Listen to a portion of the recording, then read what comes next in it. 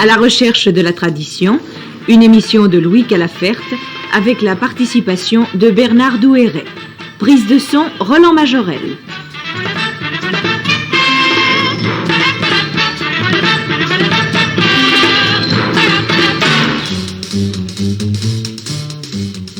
Eh bien, Bernard Douéret, une fois de plus, nous voici devant ce micro pour parler de la tradition, et notamment, puisque nous avons commencé la semaine dernière, et vous l'avez fait de manière très habile et très claire, pour parler et continuer de parler cette semaine, la semaine d'après, je pense aussi encore, de la franc-maçonnerie, qui est, comme nous l'avons dit, une organisation, enfin une assemblée, on ne sait pas trop comment appeler, disons une société. Société, oui. Société. Moi, j'aime pas le mot société parce que ça fait société secrète, ça fait bizarre, ça fait curieux.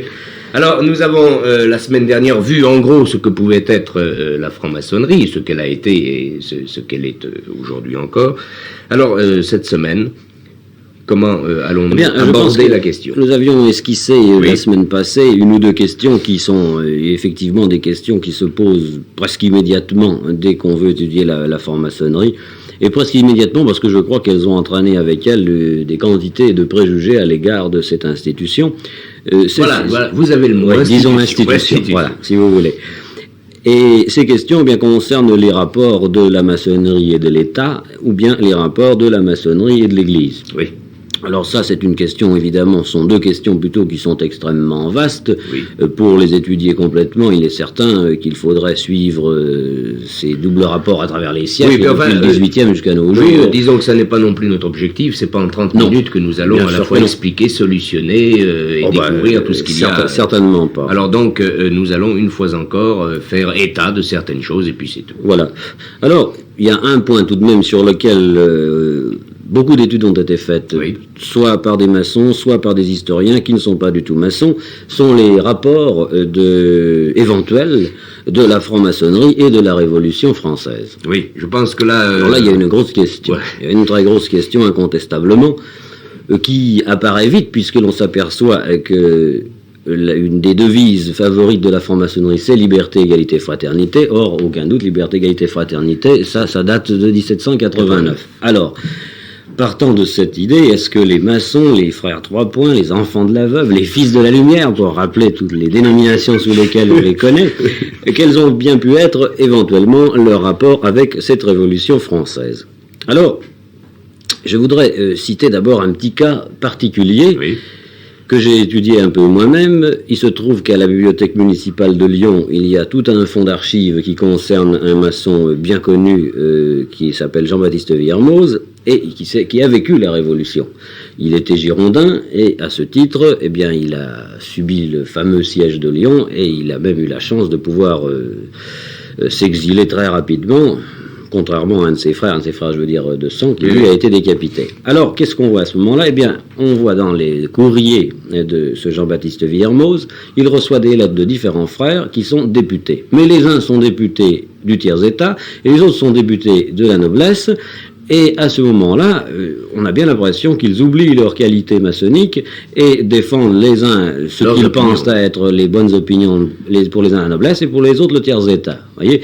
Donc déjà, c'est un indice, si vous voulez, c'est un indice.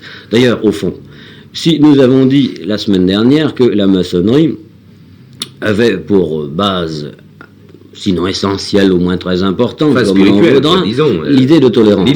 Il est facilement concevable de rencontrer dans une loge des gens qui soient de milieux sociaux très différents et d'opinions très différentes. Alors là, on retrouve encore autre chose, c'est précisément l'idée d'égalité.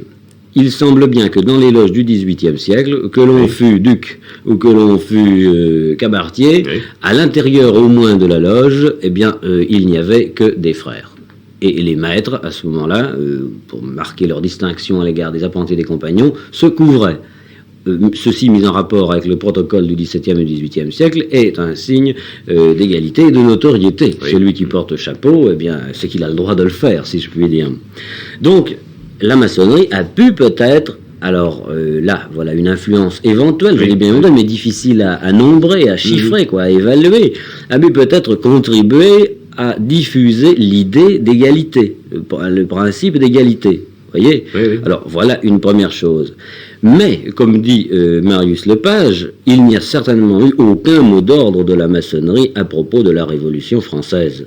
D'ailleurs, je vois mal, me semble-t-il, que la maçonnerie puisse donner des mots d'ordre. Elle forme des hommes, des esprits, comme toute société initiatique ou traditionnelle, mais ça ne peut pas se traduire par des mots d'ordre précis. Voyez. Oui, par une efficacité immédiate, quoi. En fait. Oui, on rencontre par exemple chez les maçons de l'époque, il y a Lafayette, il y a Condorcet, mais il y a également Joseph de Maistre, il y a également des quantités de nobles qui sont passés à l'émigration, il y a des Girondins, il y a des montagnards, d'ailleurs plus de Girondins que de montagnards, semble-t-il.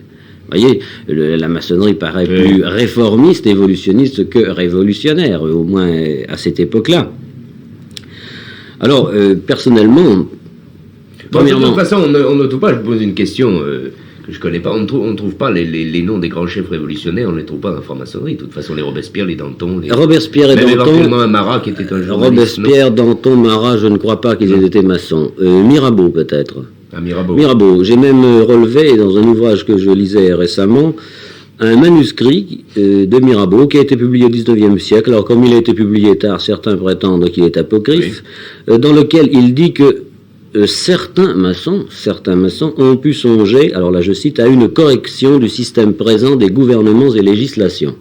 Ce qui semblerait signifier qu'éventuellement certaines loges ont pu penser à supprimer ou essayer de diminuer l'arbitraire gouvernemental du temps. Oui, enfin, les sympathisants pour une forme d'évolution dans le régime. Ce qui se conçoit dans, une forme d'évolution, de réforme. Il n'y a pas l'idée de révolution, il y a l'idée de correction. Donc, enfin, disons quand même, enfin, comme Mirabeau ait été franc-maçon, s'il l'a été, enfin... Il semblerait. Oui, mais enfin, c'est moins surprenant, si vous voulez, parce que finalement, on pense qu'on veut de Mirabeau, il n'a pas toujours été un homme exemplaire, mais enfin, c'était tout de même, non, enfin, du point de vue intelligence, disons-le d'abord, c'était un homme de qualité. C'est incontestable. Il n'avait aussi rien du sanguinaire...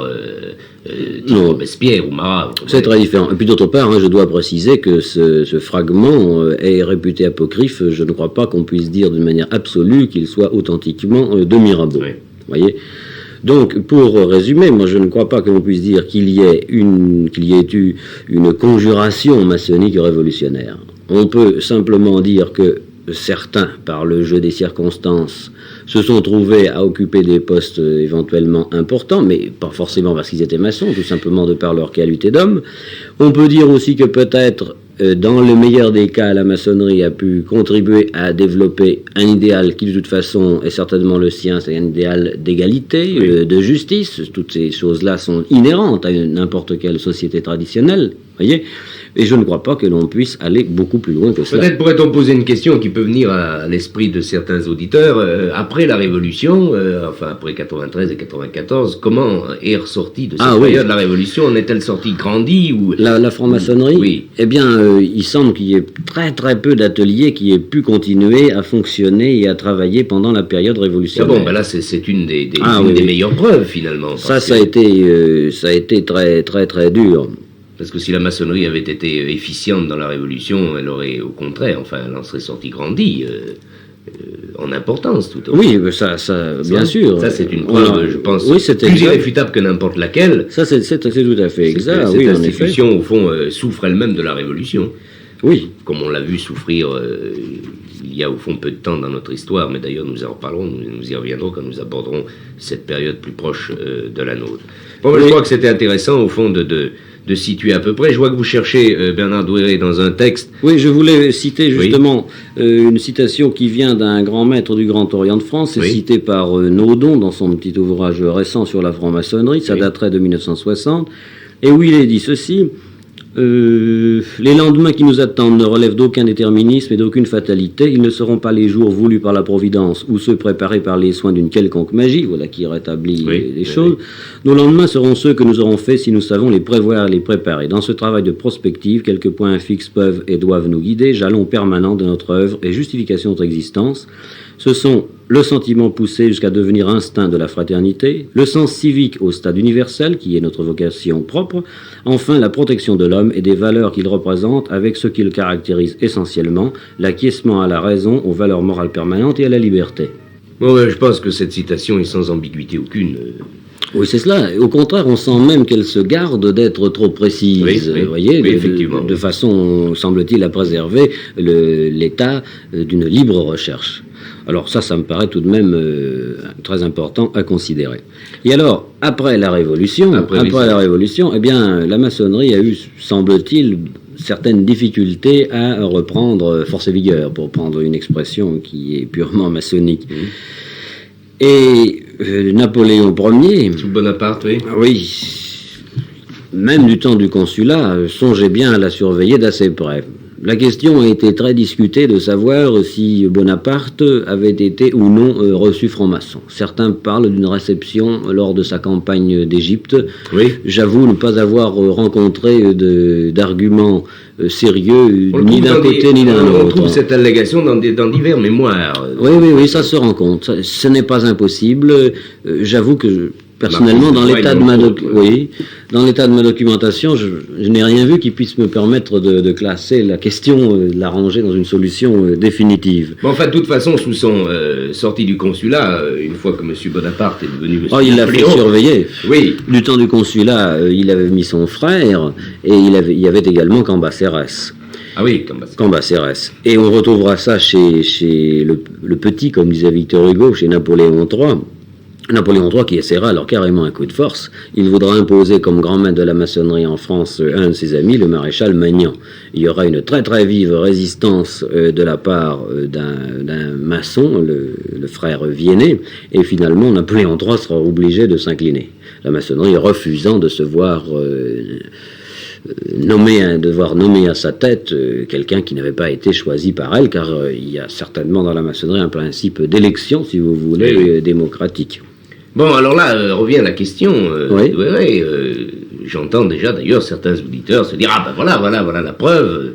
Napoléon III était obligé de s'incliner devant la puissance maçonnique, n'est-ce pas? Alors je crois que là, en réalité, c'est beaucoup plus simple. Oui. Il s'agit vraiment de la résistance d'un homme qui est conscient de la valeur de son institution, conscient de ce qu'elle représentait, conscient également de l'adage qui est toujours permanent en maçonnerie, c'est-à-dire de la liberté à l'égard des gouvernements, mais quand je dis liberté, ça ne veut pas dire forcément résistance, etc. Autonomie, oui, enfin. Au contraire, quand on lit les constitutions d'Anderson, qui sont une des pièces de base, nous y reviendrons, de la maçonnerie, de toute la maçonnerie, dès le XVIIIe siècle, eh bien, il est toujours dit que le maçon doit être respectueux de l'État et du gouvernement dans lequel il se trouve. Voyez. Alors, cette résistance de Viennet, eh bien, c'est une résistance à l'ingérence d'un pouvoir étranger dans une institution qui ne le concerne pas. Vous voyez, c'est un petit peu ce qu'il faut cela. dire aussi, c'est qu'au fond, tout le monde résistait à Napoléon III. En plus, il y a évidemment tout cet aspect. sa femme, d'ailleurs.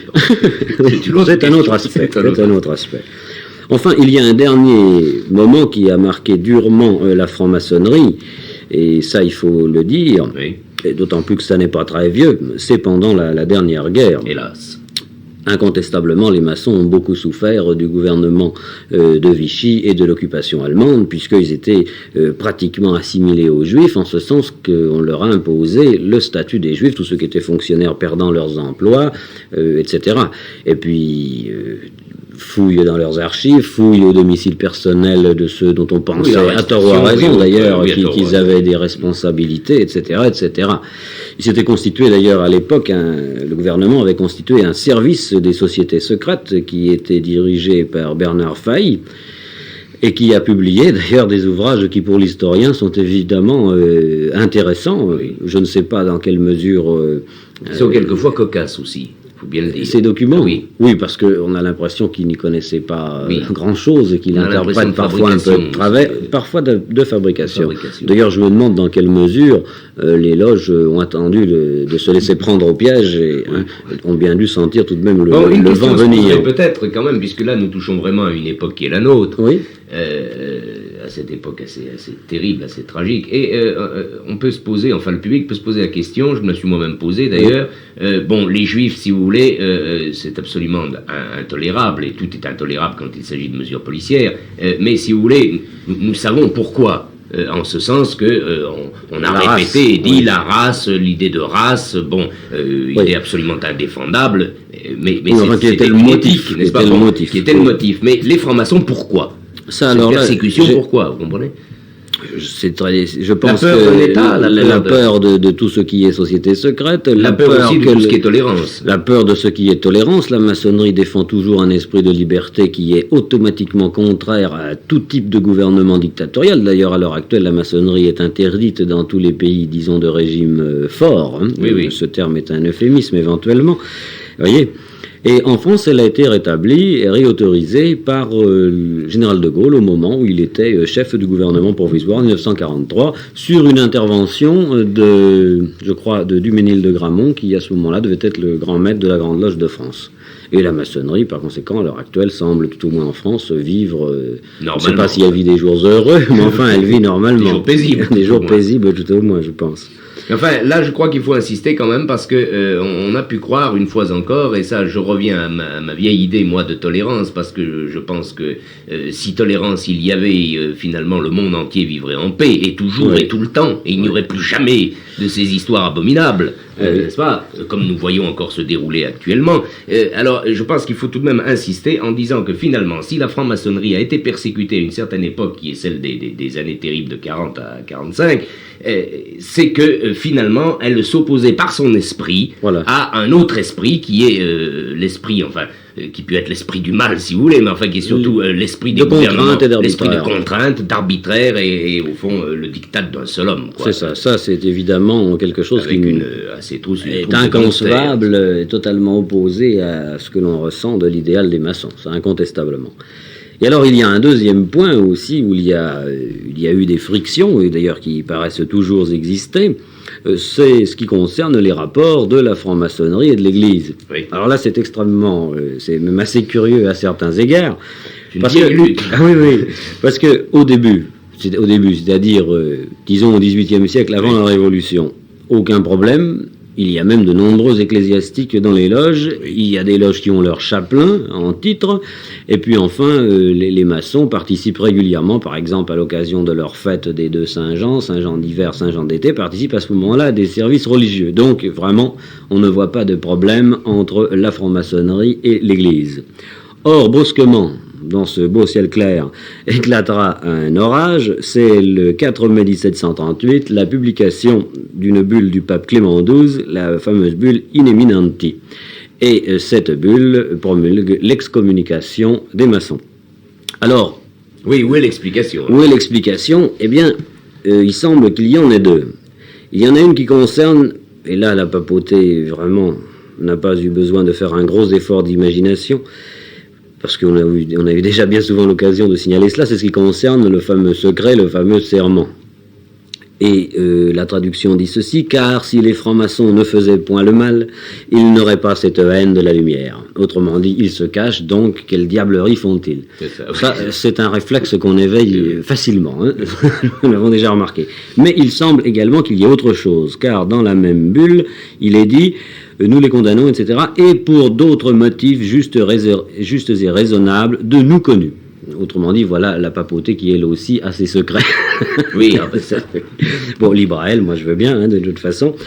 Et alors, ces motifs de nous connus, au cours du XVIIIe et du XIXe siècle... On les connaît. Oui, certains maçons, ou historiens d'ailleurs, supposaient deviner des raisons politiques. Et alors, il y a un livre curieux qui est paru assez récemment, il y en a eu deux même, enfin, c'est un livre qui est écrit par un avocat, Maître Alec Mellor, et livre qui est revêtu de l'imprimatur, et dans lequel Monsieur Mellor, Maître Mellor, revient sur cette question des différentes bulles qui ont condamné les maçons, car il y a la bulle Eminenti, mais ça continuera, il y en aura plusieurs. La dernière en date est celle de Léon XIII en 1884, la fameuse bulle Humanum Genus, où il reprend la même condamnation. Et alors, Monsieur Alec Mellor semble vouloir laisser entendre que, d'après des renseignements de lui connus, enfin, il y a tout de même un certain imprimatur qui laisse à rêver, ou à supposer, qu'il y aurait donc des motifs politiques. Alors, quels pourraient bien être ces motifs politiques ? Eh bien, je crois que pour les éclairer, nous sommes obligés, anticipant peut-être sur une prochaine causerie, mais ça ne fait rien, d'envisager des questions historiques. Disons que d'une manière générale, en Grande-Bretagne, il y avait, à l'origine, c'est-à-dire disons autour de 1720, deux maçonneries, l'une orangiste et protestante par conséquent, et l'autre stuartiste et catholique. Dès l'instant où les Stuarts ont été écartés, ils ont cherché par des moyens divers de reprendre le pouvoir, et en même temps reprendre le pouvoir, pour eux ça signifiait faire triompher le catholicisme. En cette condition, il n'est pas extraordinaire de voir la papauté, surtout en des temps où elle était très intéressée par les questions du siècle, s'intéresser également de très près à ce développement d'une maçonnerie stuartiste catholique. Vous comprenez ? Oui, elle ne pouvait y voir qu'un avantage. Or, peu à peu, les circonstances ont voulu que le parti stuartiste a été décimé même au sens propre, il y a eu des décapitations, et que le parti orangiste et le protestantisme ont finalement gagné. À partir de ce moment-là, comme la Grande Loge d'Angleterre semblait vouloir chapeauter et patronner toutes les loges continentales européennes et françaises en particulier, à partir de ce moment-là, le pape a pu avoir l'impression que la maçonnerie était finalement un organisme qui puisse servir tout simplement à la défense des intérêts des orangistes et du protestantisme. Et c'est là peut-être la raison, peut-être même la raison majeure, qui a entraîné la promulgation de la fameuse bulle in eminenti de 1738. Eh bien, je pense que là, enfin, vous venez de nous donner une explication, enfin, qui est valable. Oui, moi, il me semble que ça pourrait bien être la raison, tout au moins sur le moment. Quoi qu'il en soit, et quelles qu'aient pu être les pensées de la papauté à l'égard de la maçonnerie, toutes ces bulles ont été constamment renouvelées, et jusqu'à notre époque, quiconque devient maçon à l'heure actuelle, semble-t-il, est automatiquement excommunié. Il n'y a pas de problème. D'ailleurs, ça s'est étendu à bien d'autres circonstances. Ça touche également le compagnonnage. Le compagnon lyonnais Cœur Sincère nous en parlait l'autre jour. Quoique eux semblent avoir obtenu moins partiellement une levée, un privilège. Oui. Et ça touche certainement les martinistes et bien d'autres, toutes les sociétés secrètes de ce genre-là. Alors, moi, ce que j'admire, là, c'est la tolérance. Vraiment. Eh oui. Alors, peut-être que le livre de Maître Alec Mellor laisserait entendre une nouvelle possibilité.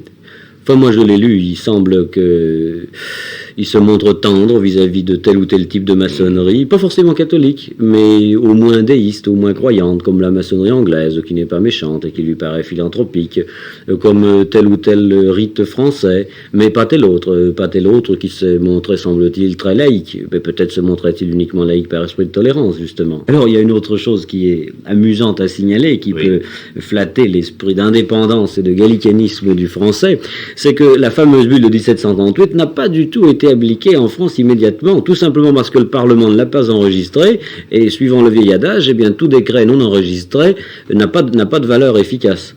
Et si bien que nos maçons français ont continué à fréquenter les églises. Il y a toujours eu des chanoines ou des prêtres dans les loges maçonniques jusqu'à la Révolution française. Et ils ont commencé à se poser le problème, si je puis dire, à partir environ du consulat. Alors là, tout au cours, ça a été très long. J'ai l'impression que c'est surtout à partir de la moitié du 19e siècle. Alors là, vraiment, à partir de ce moment-là, les catholiques, sentant qu'ils étaient en position un peu entre deux chaises, si je puis dire, ont commencé à rompre ou d'un côté ou de l'autre. La plupart du temps, d'ailleurs, je crois, en quittant la franc-maçonnerie ou bien en regrettant, disons, de ne pouvoir y adhérer.